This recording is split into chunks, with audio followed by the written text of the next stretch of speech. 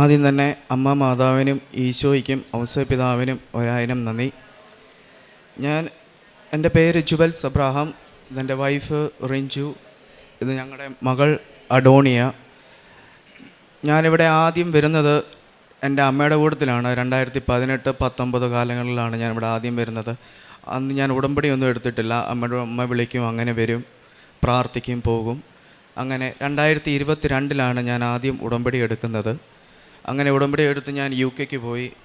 UK ചെന്ന് ആദ്യമൊക്കെ delivery ജോലിയായിരുന്നു ചെയ്തുകൊണ്ടിരുന്നത്. അപ്പോഴും പ്രാർത്ഥിക്കാറുണ്ടായിരുന്നു. ഞാൻ ഉടമ്പടി പൂർണ്ണമായി ഞാൻ മുന്നോട്ട് നോക്കിക്കൊണ്ടിരുന്നിരുന്നില്ല. ചില കാര്യങ്ങൾ ചെയ്യാറില്ലായിരുന്നു. ബൈബിള് എല്ലാ സമയം വായിക്കാറില്ല. പക്ഷേ ഒരു ഉഴപ്പുന്ന രീതിയിലായിരുന്നു ഞാനിങ്ങനെ പോയിക്കൊണ്ടിരുന്നത്. അങ്ങനെ ഇരിക്കെ എനിക്ക് ആക്സിഡൻറ്റ് സംഭവിച്ചു. എനിക്കെതിരെ വന്ന ഒരാൾ വന്ന് എൻ്റെ കാലിലിടിച്ചു. 3 മാസത്തോളം ഞാൻ ബെഡ് റെസ്റ്റിലായിരുന്നു. അപ്പോൾ എനിക്ക് ഭയങ്കര സങ്കടമായി. പക്ഷേ ആ 3 മാസം ഞാൻ ഉടമ്പടി പ്രാർത്ഥന രാവിലെ പ്രാർത്ഥിക്കും, അതുപോലെ തന്നെ ബൈബിൾ വായിക്കും, അച്ഛൻ്റെ ടോക്ക് യൂട്യൂബിൽ കാണും, പിന്നെ വൈകിട്ടും പ്രാർത്ഥിക്കും, കൊന്ത ചൊല്ലും. ആ 3 മാസമാണ് എനിക്ക് മനസ്സിലായത് ഇതൊരു നിസ്സാര കാര്യമല്ല. അതുപോലെ തന്നെ ഞങ്ങൾ കല്യാണം കഴിഞ്ഞ് 2 കൊല്ലമായിട്ടും ഞങ്ങൾക്ക് ഒരു കൊച്ചിന് വേണ്ടി ഞങ്ങൾ ട്രൈ ചെയ്യുന്നുണ്ടായിരുന്നു. അങ്ങനെ ഒരിക്കൽ കൺസീവായി, പക്ഷേ അതോടൻ തന്നെ അബോർഷനായി പോയി. ഞങ്ങൾക്ക് ഒത്തിരി സങ്കടമായി. ഞങ്ങൾ പ്രാർത്ഥിക്കുന്നൊക്കെ ഉണ്ടായിരുന്നു. അങ്ങനെ ഇവിടെ നാട്ടിൽ വന്നു കഴിഞ്ഞപ്പോൾ അച്ഛനെ കാണാനുള്ള ഒരു അവസരം കിട്ടി. അപ്പം അച്ഛൻ പറഞ്ഞു, നീ പേടിക്കേണ്ട, മാതാവ് നിൻ്റെ കൂടെയുണ്ട്. അച്ഛൻ ഇവൾക്കൊരു കാശ് രൂപം കൊടുത്തിട്ട് പറഞ്ഞു, നീ കിടക്കുമ്പോൾ നിൻ്റെ ബെഡിൻ്റെ അടിയിൽ വെക്കുക. അങ്ങനെ ഇവൾ കഴിഞ്ഞ 2024 ഏപ്രിലിൽ നാട്ടിൽ വന്നു. അങ്ങനെയാണ് അച്ഛനെ കണ്ട് പ്രാർത്ഥിച്ചതെല്ലാം. അങ്ങനെ തിരിച്ചു വന്നു. ഓഗസ്റ്റിൽ ഇവൾ വീണ്ടും കൺസീവായി. അങ്ങനെ ഞങ്ങളെല്ലാം ഹാപ്പി ആയിരുന്നു. അങ്ങനെ പ്രാർത്ഥനയോടൊക്കെ എല്ലാം മുന്നോട്ട് പോകുമായിരുന്നു. പക്ഷേ 4-ാം മാസം തൊട്ട് ഫുൾ വൊമിറ്റിങ്ങും ആയിരുന്നു. ഹോസ്പിറ്റലിൽ കൊണ്ടുപോയാൽ 2-3 വീക്സ് അവിടെ അഡ്മിറ്റഡാണ്. IV മാത്രം കൊടുത്തുകൊണ്ടിരിക്കുക. ഒരു ഫുഡ് കഴിക്കത്തില്ല. ഉമ്മിനീര് ഇറക്കിയാൽ പോലും തിരിച്ച് വൊമിറ്റ് ചെയ്യുമായിരുന്നു. അങ്ങനെ സ്കാനിങ്ങിന് ഞങ്ങൾ പോകുമ്പം മാതാവിൻ്റെ കാശുരൂപമായിട്ടാണ് എപ്പോഴും പോയിക്കൊണ്ടിരുന്നത്. കാശുരൂപം എപ്പോഴും ഇവളുടെ ശരീരത്തോട് ചേർന്നുണ്ടാവും. സ്കാനിങ്ങിന് ചെല്ലുമ്പോൾ എല്ലാം ഡോക്ടർ പറയുന്നത് കൊച്ചിന് ഗ്രോത്ത് ഇല്ല, കൊച്ചിന് ഹെഡിന് സർക്കംഫറൻസ് ഇല്ല. അങ്ങനെ ഞങ്ങൾ ഭയങ്കരമായിട്ട് പേടിച്ചു പോയി. ഡോക്ടർമാർ തന്നെ പറഞ്ഞു കൊച്ചിനെ അബോർഷൻ ചെയ്ത് കളയാം. പക്ഷേ അച്ഛൻ ഇവളോട് ഒരു കാര്യം പറഞ്ഞായിരുന്നു, നീ ഒന്നും പേടിക്കേണ്ട, മാതാവ് നിൻ്റെ കൂടെ ഉണ്ട്, നിനക്കൊരു കുഞ്ഞിനെ തരും. അങ്ങനെ മെയ് മാസത്തിൽ തന്നെ 24 മെയ് മാസത്തിൽ തന്നെ മാതാവിൻ്റെ മാസത്തിൽ തന്നെ ഞങ്ങൾക്കൊരു പെൺകുഞ്ഞിനെ തന്ന് മാതാവ് അനുഗ്രഹിച്ചു. അതാണ് ഒന്നാമത്തെ സാക്ഷ്യം. പിന്നെ ഞാനൊരു മെക്കാനിക്കൽ എഞ്ചിനീയർ ആയിരുന്നു. ഞാൻ പഠിച്ച ബേസിൽ എനിക്ക് അവിടെ ഒരു ജോലി കിട്ടണമെങ്കിൽ ഞാൻ വേറൊരു കോഴ്സും കൂടെ പഠിക്കണമായിരുന്നു. അങ്ങനെ ഞാനിങ്ങനെ ഓൺലൈനിലിരുന്ന് ഓരോന്ന് ഇങ്ങനെ അപ്ലൈ ചെയ്തിങ്ങനെ വന്നുകൊണ്ടിരുന്നപ്പോഴത്തേക്കും ചുമ്മാ ഒരു IT ഫീൽഡിലേക്ക് ഞാൻ ചുമ്മാ ഒന്ന് അപ്ലൈ ചെയ്ത് നോക്കി. അവരെന്നെ ഇൻ്റർവ്യൂവിന് വിളിച്ചു. എനിക്ക് IT ആയിട്ട് യാതൊരു ബേസും ഇല്ല. ഞാൻ പഠിച്ചത് മൊത്തം മെക്കാനിക്കലാണ്. അവർ തന്നെ എനിക്ക് സെലക്ട് ചെയ്തു, എനിക്ക് ട്രെയിനിങ് തന്നു. അങ്ങനെ ആ കമ്പനിയിൽ ഞാനിപ്പം പെർമനൻ്റായിട്ട് ജോലി ചെയ്യുകയാണ്. അതൊരു സാക്ഷ്യമാണ്. പിന്നെ കാരുണ്യ പ്രവർത്തികളൊക്കെ ചെയ്യാറുണ്ടായിരുന്നു. അവിടെ നമുക്കങ്ങനെ റോഡിൽ കൂടെ പോകുമ്പോൾ ഇങ്ങനെ കുറേ പേര് ഇങ്ങനെ പൈസ ആക്കിയിട്ട് ഇങ്ങനെ ചോദിക്കും. അങ്ങനെ അവർക്ക് ഫുഡ് മേടിച്ച് കൊടുക്കും. പിന്നെ ഞാനിവിടുന്ന് കുറേ ഇംഗ്ലീഷ് പത്രം കൊണ്ടുപോയായിരുന്നു. അവിടെ പള്ളിയിൽ പോകുമ്പോൾ ലാറ്റിൻ കുർബാനയ്ക്ക് പോകുമ്പോൾ അവിടെ പള്ളിയിൽ വരുന്ന എല്ലാവർക്കും ഇത് കൃപാസനത്തിൽ നിന്നുള്ള പത്രമാണ്. ഇവിടുത്തെ മാതാവിനെക്കുറിച്ചുള്ള കാര്യങ്ങളൊക്കെ പറഞ്ഞ് ഞാൻ പത്രം കൊടുക്കും. ഉൽപ്പത്തി 17:5-6 തിരുവചനങ്ങൾ. ഇനിമേൽ നീ അബ്രാം എന്ന് വിളിക്കപ്പെടുകയില്ല, നിൻ്റെ പേര് അബ്രഹാം എന്നായിരിക്കും.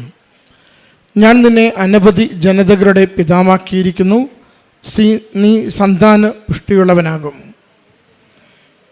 ജുവൽസ് എബ്രഹാം എന്ന ഈ മകൻ തൻ്റെ ദാമ്പത്യ ജീവിതത്തിന് ഒരു കുഞ്ഞിനെ ലഭിച്ച സാക്ഷ്യമാണ് സന്തോഷത്തോടെ അമ്മയുടെ തിരുനടയിൽ പങ്കുവയ്ക്കുന്നത്. സാക്ഷ്യത്തിൻ്റെ പ്രത്യേകത, ആദ്യം കുഞ്ഞുങ്ങളില്ലാത്ത ക്ലേശാവസ്ഥയിലാണ് ഉടമ്പടി എടുത്ത് അച്ഛനെ കണ്ട് പ്രാർത്ഥിക്കുന്നത്. ജോസഫച്ചൻ്റെ കൈവപ്പ് ശുശ്രൂഷ നമ്മൾ ജീവിതശുദ്ധിയോടുകൂടി നമ്മുടെ നിയോഗങ്ങൾ ഏറ്റവും നിഷ്കളങ്കമായി അമ്മയുടെ കരങ്ങളിലേക്ക് പൂർണ്ണ ശരണത്തോടുകൂടി ഏൽപ്പിച്ചു കൊടുക്കുവാനാണ് ഈ അൾത്താരയിൽ മുട്ടുകുത്തുന്നതെങ്കിൽ അത് അച്ഛൻ പ്രാർത്ഥിക്കുന്ന നിമിഷങ്ങളിൽ അമ്മ മാതാവിനോട് അച്ഛൻ നമ്മുടെ നിയോഗം സമർപ്പിച്ച് സംസാരിക്കുന്ന നിമിഷങ്ങളിൽ, ഈശോയുടെ കാൽക്കീഴിൽ നമ്മുടെ ജീവിതത്തെ ഏൽപ്പിച്ചു കൊടുക്കുന്ന നിമിഷങ്ങളിൽ അച്ഛന് കൃത്യമായിട്ട് കൈമാറുവാനുള്ള സന്ദേശം അമ്മ മാതാവും ഈശോയും നൽകിയിരിക്കും. അത് ചില വിഷയങ്ങൾ പരിഹരിക്കപ്പെടുന്നത് അവിടെ വെച്ച് തന്നെ അച്ഛൻ സൂചിപ്പിച്ചിരിക്കും. ചിലപ്പോൾ അച്ഛൻ്റെ മൗനം പോലും, ചിലപ്പോൾ അച്ഛൻ്റെ കവിളിലൊന്ന് തൊടുന്നത് പോലും പിന്നീട് സാക്ഷ്യങ്ങളിൽ മക്കൾ പറയാറുണ്ട്. അച്ഛൻ്റെ കണ്ണുകളിൽ കണ്ട തിളക്കം പോലും ഞങ്ങൾക്ക് ആത്മവിശ്വാസം നൽകി, ആത്മധൈര്യം നൽകി ഇവിടുന്ന് ഞങ്ങളെ പുറത്തേക്ക് വിട്ടുവന്ന. ഈ മകളുടെ ഗർഭകാലത്തിൽ വന്ന ഒരു അനിശ്ചിതാവസ്ഥയിൽ മകൾക്ക് ലഭിച്ച ഏറ്റവും ധൈര്യപ്പെടുത്തിയ വാചകം അച്ഛൻ നിനക്കൊരു കുഞ്ഞിനെ തരും എന്ന് പറഞ്ഞതാണ്. മാതാവ് നിനക്കൊരു കുഞ്ഞിനെ തരും എന്നൊറ്റ വാചകം മകളെ പറഞ്ഞു വിടുമ്പോൾ ആശുപത്രിയിൽ പരിശോധിക്കുന്ന ഡോക്ടർമാർ കുഞ്ഞിന് വളർച്ചക്കുറവുണ്ട്, തലയ്ക്ക് വളർച്ചക്കുറവുണ്ട്, മറ്റ് പ്രശ്നങ്ങളുണ്ട്, ഡൗൺ സിൻഡ്രം കാണാം, അതുകൊണ്ട് അത് അബോർട്ട് ചെയ്യണമെന്ന് ആവർത്തിച്ച് പറയുന്നുണ്ട്. പലതവണ അബോർഷനെ കുറിച്ച് പറയുമ്പോഴും ആ മകൾ ഹൃദയത്തിൽ ഉറച്ചു വിശ്വസിച്ച് അമ്മയുടെ കരങ്ങളിൽ ഏൽപ്പിച്ചു കൊടുത്ത തൻ്റെ നിയോഗത്തെ, അമ്മ കൈമാറിയ സന്ദേശത്തെയാണ് ഉറപ്പായി വിശ്വസിക്കുന്നത്. ഡോക്ടറിൻ്റെ വാക്കുകളേക്കാൾ, മരുന്നിൻ്റെ ബലത്തേക്കാൾ എൻ്റെ അമ്മ മാതാവ് അച്ഛൻ്റെ കൈവപ്പ് ശുശ്രൂഷയിലൂടെ മാതാവ് നിനക്കൊരു കുഞ്ഞിനെ തരുമെന്ന് പറഞ്ഞ ഒറ്റ വാചകത്തിൽ എന്ത് ക്ലേശത്തിലും ഈ പ്രഗ്നൻസി ഞാൻ പൂർത്തിയാക്കും, ഈ കുഞ്ഞിനെ ഞാൻ കൊല്ലില്ല എന്ന് തീരുമാനമെടുത്തു. പ്രിയമുള്ളവരെ, നാം ക്ലേശകാലത്ത്, പ്രതിസന്ധിയുടെ നിമിഷങ്ങളിൽ ദൈവനാമത്തെ മഹത്വപ്പെടുത്തിക്കൊണ്ട് തീരുമാനങ്ങൾ എടുക്കുവാൻ, നിലപാടെടുക്കുവാൻ തയ്യാറാണെങ്കിൽ അതുമാത്രം നമുക്ക് അനുഗ്രഹത്തിന് കാരണമായി തീരും. അതുകൊണ്ട് ഉടമ്പടിയിൽ നിയോഗം വയ്ക്കുമ്പോൾ സംശയമില്ലാതെ വയ്ക്കണം. ഉടമ്പടിയിൽ നമുക്ക് സന്ദേശമോ മാതാവിൻ്റെ സാന്നിധ്യ അനുഭവമോ കൈമാറിയാൽ അതിൽ പൂർണ്ണമായി വിശ്വസിക്കണം. നമുക്ക് ഉടമ്പടി പ്രകാരം കിട്ടുന്ന സന്ദേശങ്ങൾക്ക് ഉടമ്പടിയിൽ സ്വപ്നത്തിലൂടെയാവട്ടെ, മടവിലൂടെയാവട്ടെ, മറ്റേതെങ്കിലും ഇടങ്ങളിലാവട്ടെ, മെഴുകുതിരിയിലാവട്ടെ ഒരു അടയാളം കിട്ടിയാൽ അത് നമ്മുടെ നിയോഗവുമായി ബന്ധമുണ്ടാവും, അത് ഫലസിദ്ധിയിലേക്ക് നയിക്കുന്നതായിരിക്കും. അതുകൊണ്ട് അമ്മ മാതാവിൻ്റെ കരങ്ങളിലേക്ക് ഏൽപ്പിച്ചു കൊടുക്കുന്ന വിഷയങ്ങൾക്ക് ഓരോ നിമിഷവും അത് നഷ്ടങ്ങളുണ്ടാവാം, കഷ്ടതകളുണ്ടാവാം, രോഗതീവ്രതയുണ്ടാവാം, അഹിതമായത് പ്രതീക്ഷിക്കാത്തത് നിരന്തരം നമ്മളോട് പറഞ്ഞുകൊണ്ടിരിക്കാം. അപ്പോഴൊക്കെയും അമ്മയിൽ വിശ്വസിച്ചുകൊണ്ട് ദൈവനാമത്തെ മഹത്വപ്പെടുത്തിക്കൊണ്ട് ഉടമ്പടി നമ്മൾ ചിട്ടവട്ടത്തിൽ കൊണ്ടുപോയാൽ അത് അനുഗ്രഹത്തിന് കാരണമാകും. മകൻ പറഞ്ഞു, ഉടമ്പടി എടുത്ത് ഞാൻ ഉഴപ്പിയ മകനാണ്, ജോലിക്ക് പോയി, അവിടെ വെച്ചൊരു അപകടമുണ്ടായി, 3 മാസം ഞാൻ കട്ടിലിലായി. അന്ന് ഉടമ്പടി എന്തെന്ന് ഞാൻ മനസ്സിലാക്കിയെന്ന. ഉടമ്പടി ജീവിക്കുവാൻ, ധ്യാനം കൂടുവാൻ, സാക്ഷ്യങ്ങൾ കേൾക്കുവാൻ, സമയത്ത് പ്രാർത്ഥിക്കുവാൻ, ചെയ്യാനാവുന്ന നന്മകൾ ചെയ്യുവാൻ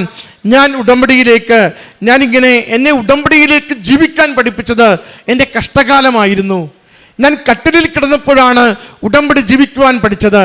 ഓടി നടക്കുകയും ആരോഗ്യത്തിൽ ജീവിക്കുകയും എല്ലാ കാര്യങ്ങളും ചെയ്യുവാൻ എനിക്ക് സ്വാതന്ത്ര്യവും കൈകൾക്കും കാലുകൾക്കും കരുത്തും ഉണ്ടായപ്പോൾ ഉടമ്പടി എന്തെന്ന് എനിക്ക് മനസ്സിലായില്ല. അതുകൊണ്ട് ഓർക്കണമേ, ചില കഷ്ടകാലങ്ങൾ പോലും ദൈവത്തിന് നമ്മുടെ ആത്മാവിനെ വീണ്ടെടുക്കുവാനുള്ള അവസരങ്ങളാണ്. അതുകൊണ്ട് ഉടമ്പടി എടുത്തതിന് ശേഷം എന്തെങ്കിലും നമ്മുടെ ജീവിതത്തിൽ വരുമ്പോൾ ഓർക്കണം, ദൈവം വിശ്വാസം ഉരച്ചു നോക്കുന്നു, ദൈവം ജീവിതത്തെ പരിശോധിക്കുന്നു. അവൻ്റെ മുമ്പിൽ പരാജയപ്പെടാതിരിക്കുവാൻ കൂടുതൽ തീഷ്ണതയോടുകൂടി ആസ്തി ഭദ്രത വർദ്ധിപ്പിച്ചുകൊണ്ട് പറയുവാനാവണം ദൈവനാമം മഹത്വപ്പെടട്ടെ എന്ന. ഈ മകനും മകൾക്കും ഈ കുടുംബത്തിൽ ലഭിച്ച അനുഗ്രഹങ്ങൾക്ക്, ആത്മീയ ബോധ്യങ്ങൾക്ക് അമ്മ മാതാവിനും തിരുക്കുമാരനും നന്ദി പറഞ്ഞുകൊണ്ട് കരങ്ങളടിച്ച് ഈ സാക്ഷ്യം നമുക്ക് സമർപ്പിക്കാം. അത്യപൂർവ ദൈവാനുഭവങ്ങൾ ഇനി നിങ്ങൾക്കും സ്വന്തം. ഈ യൂട്യൂബ് ചാനൽ ഇതുവരെ സബ്സ്ക്രൈബ് ചെയ്തിട്ടില്ലെങ്കിൽ ഇപ്പോൾ തന്നെ സബ്സ്ക്രൈബ് ചെയ്യുക. ഈ വീഡിയോ ഇപ്പോൾ തന്നെ നിങ്ങളുടെ സുഹൃത്തുക്കൾക്ക് ഷെയർ ചെയ്തുകൊണ്ട് കർത്താവിൻ്റെ പ്രേക്ഷിതരാകുക.